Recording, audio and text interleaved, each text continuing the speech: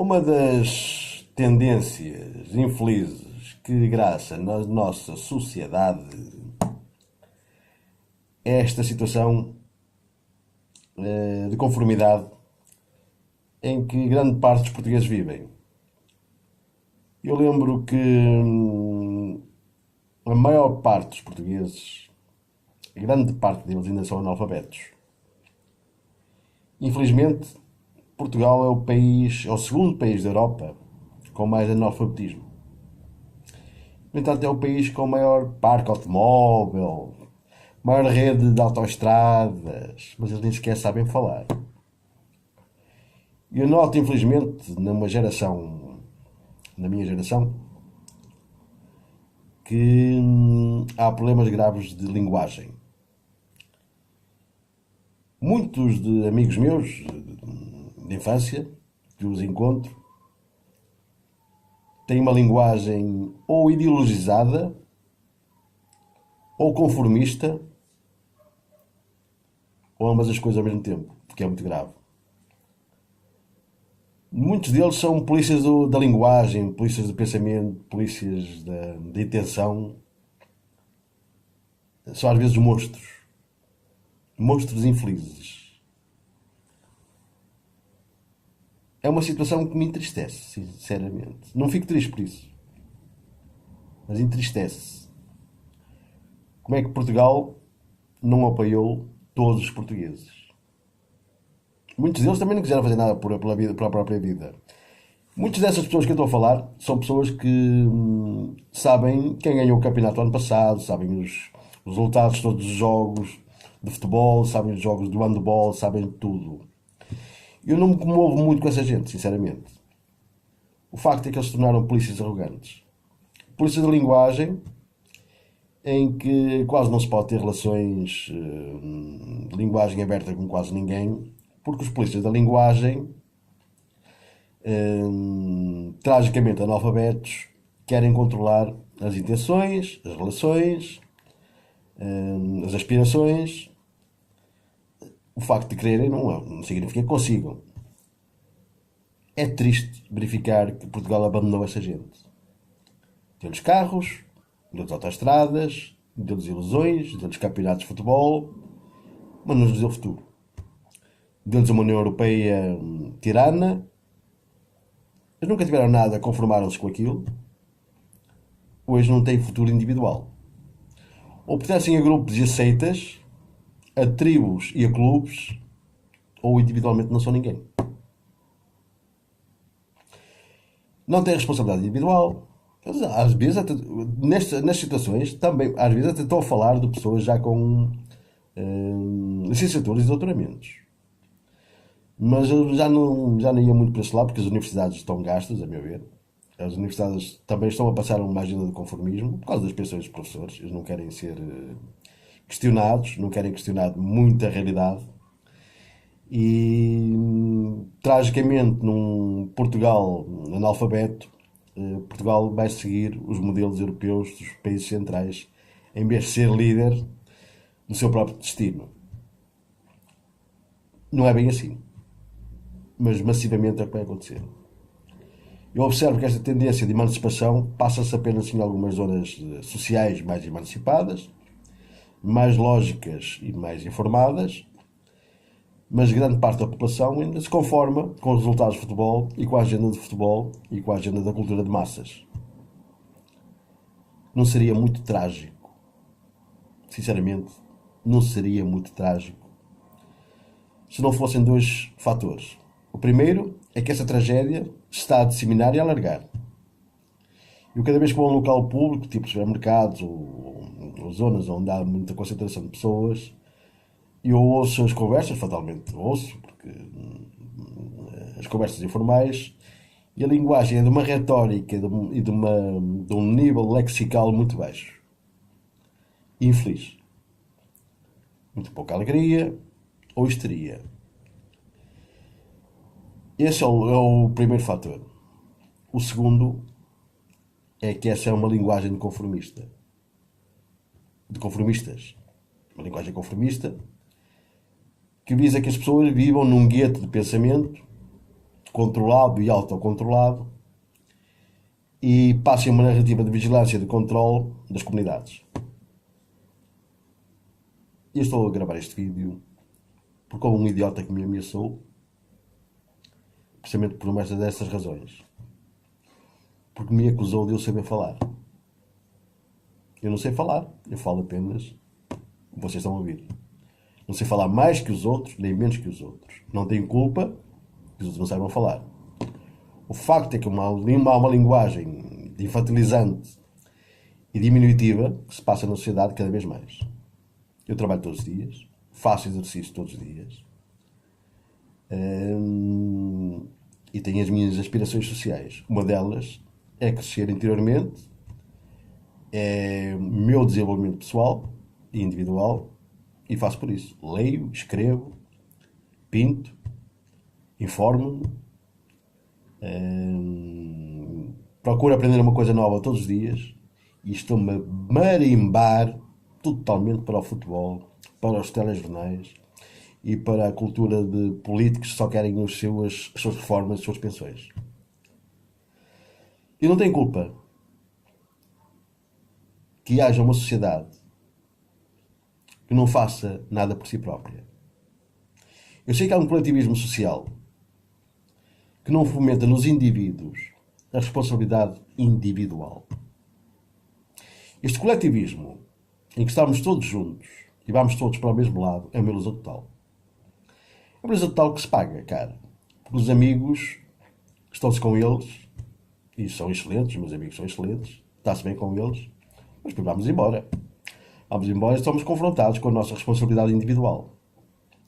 E quanto mais tivermos uma noção de nós próprios, uma identidade individual e uma aspiração individual, mais sabemos confrontar as nossas eventuais dificuldades de aparente solidão ou de aparente isolamento, que é tanto o isolamento como a solidão são programas políticos de condicionamento para que depois as pessoas se rebaixem e pertençam a grupos políticos e a tribos e a clubes e depois não saibam sair de lá e são sócios do que quer que seja e não tenho nada contra isso. Eu gosto muito que as pessoas se agremiem, associem, gosto muito disso, mas o que eu detesto é que a maior parte das pessoas se perdem nos grupos sociais e perdem a sua identidade.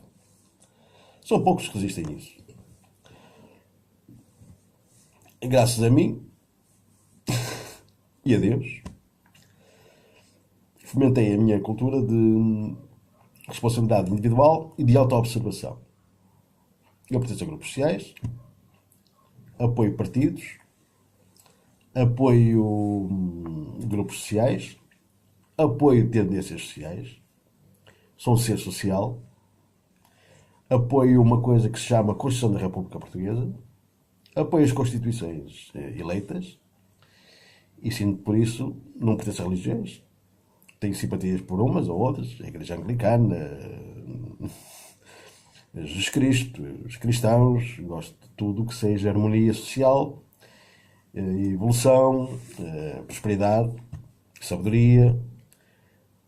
Agora, o que eu não encontro nisso é nos clubes de futebol, em que se invadem uns aos outros, em que há casos quase todas as semanas. Não gosto de nenhumas agremiações onde haja conflitualidade estéril. Toda a conflitualidade acaba por ser estéril, mas às vezes há uma conflitualidade que é criativa. E isso passa-se por mais nas artes do que nos grupos sociais.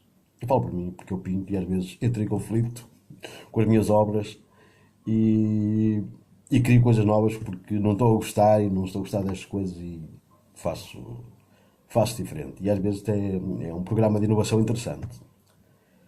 Eu estou a falar isto, comecei a gravar este vídeo precisamente por causa da linguagem e eu detesto que grande parte dos portugueses, das portuguesas, penso que o Terres a falar os portugueses e as portuguesas, mas não têm ambições políticas da ONU, nem ter pensões elevadas à custa dos contribuintes. Grande parte dos portugueses não educam muito essa linguagem. Estou a falar mesmo até pessoas licenciadas ou com mestrado já. Acham que se tiram, que há qualificações, que basta ter uma tecnologia, acesso à tecnologia, e a tecnologia é a nossa mãe, a nossa regra. Isso não é verdade. O futuro de Portugal passa pela linguagem, não passa pelos computadores. Pode saber inglês, pode saber o MS-DOS, ou quer que seja daquela linguagem, ou COBOL, ou lá, que seja aquilo.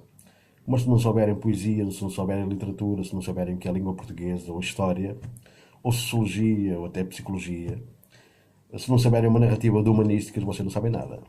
Vocês podem ser os melhores engenheiros a construir os melhores pontos. E agradecemos-vos. Se não souberem falar, ninguém vos vai ouvir.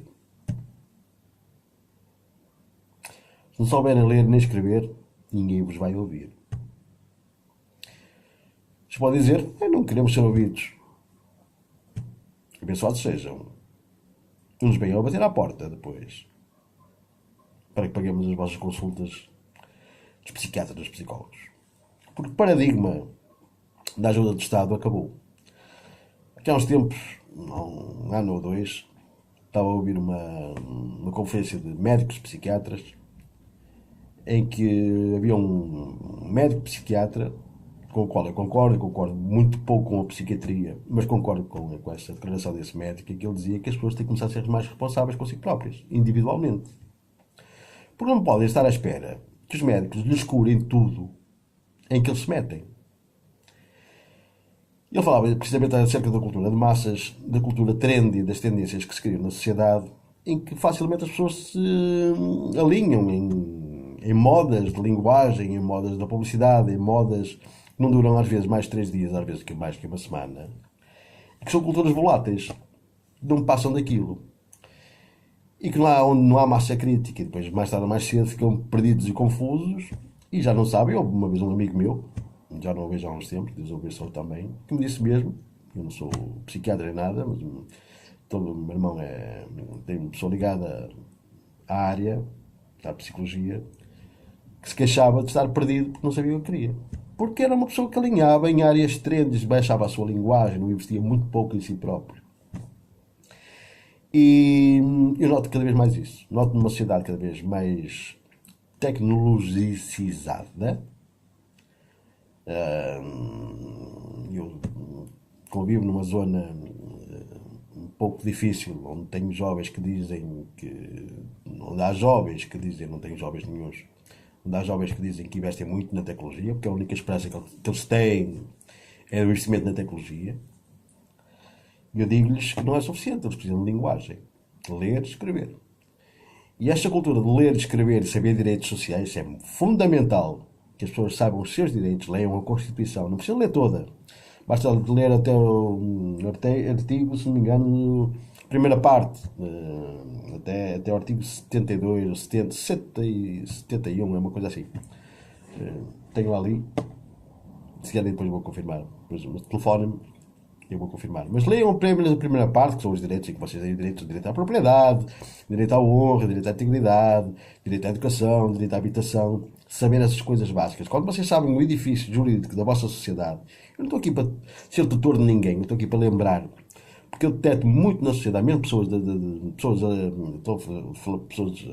alfabetizadas, pessoas com licenciaturas, esquecem-se desta vertente fundamental da sociedade, que é saber a sua própria Constituição. Há gente da minha idade, eu já tenho mais de 18 anos, como devem calcular, bastantes mais, e há pessoas que não sabem a Constituição, nunca a leram.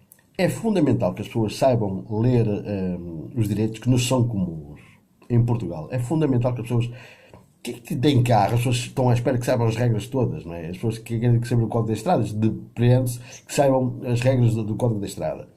A Constituição é fundamental que as pessoas saibam. E eu detecto muito, infelizmente, na minha geração, só eu e outra pessoa, ou um ou dois, é que nos dedicamos a saber as regras da Constituição, a aplicá-las, a lembrá-las, a divulgá-las.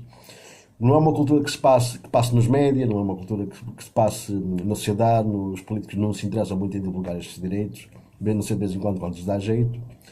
Então, às vezes que eu não sou totalmente contra a classe política. Eu acho que há políticos que são efetivamente bons e têm boas intenções. O problema é que são aqueles que têm muitas boas intenções, que são o demónio. Espero que a sociedade Eu gostaria que as pessoas se interessassem mais por si próprios, pelo seu desenvolvimento individual e pessoal, e que educassem a sua linguagem e que não me ameaçassem mais na rua. Agradeço.